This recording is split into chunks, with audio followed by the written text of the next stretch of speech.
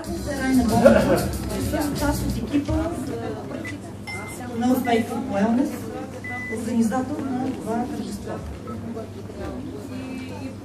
Искам първо много да благодаря на целия екип, които участваха в организирането на цялото това тържество.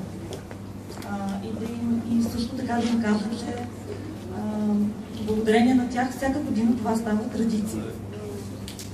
Тържеството е по повод 10-то юбилейно издание на Нощта на галериите и музеите.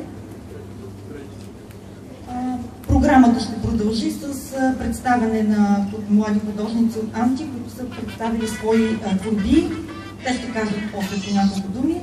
Освен това, не на последно място, имаме презентиране на качествени вина от изба с тема Старосел. Можете да се насладите на тези напитки, след което можете и да закупите, ако имате такова желание. Програмата утре през целия ден, Тракийски стан ще бъде отворен. Който желае, може да разгледа всички творби, да се наслади на прекрасната атмосфера на Тракийски стан, на Стария град.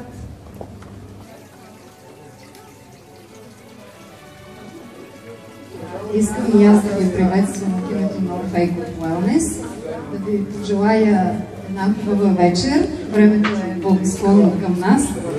Както знаете, утре се надяваме също да е хубаво времето, така че тук ще бъде отворено. Поканете и ваши приятели и бъдете добре дошли. Благодаря на всички вас, които дойдохте, за да споделим тези приятни мигове с картините на младите хора, които са сред нас, и нека това да ни направи по-добри, по-емоционални и по-чувствителни. Здраве!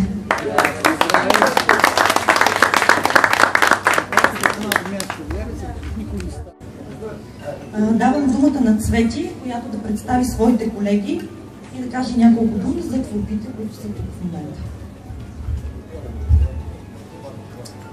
Добър ден! Казвам се Цветелина Ангелова и съм тук, за да представя моите колеги и собственици съответно.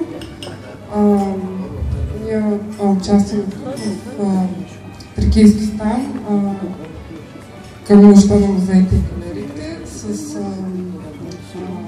свои творби. Сега ще ви представя моите колеги. Осман Юсинов,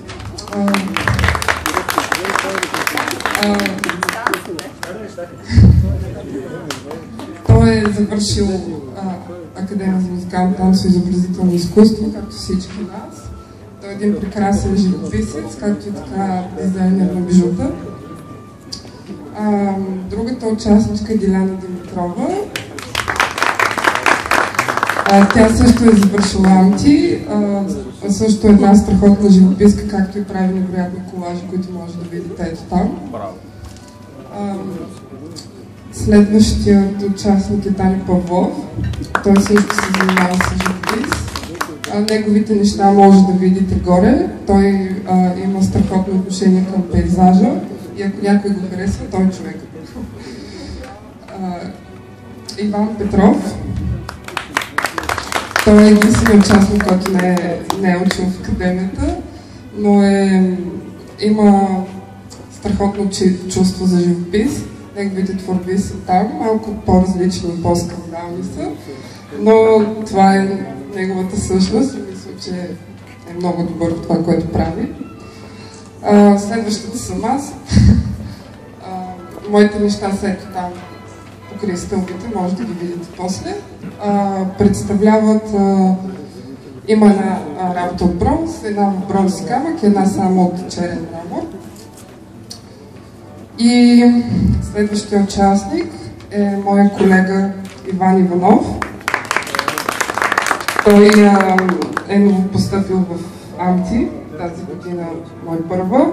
Той е страхотен скулптор, аз съм научила много неща от него. И неговите неща са ето онази бронзова фигурка с крила и бялата рибка от бял мрамор.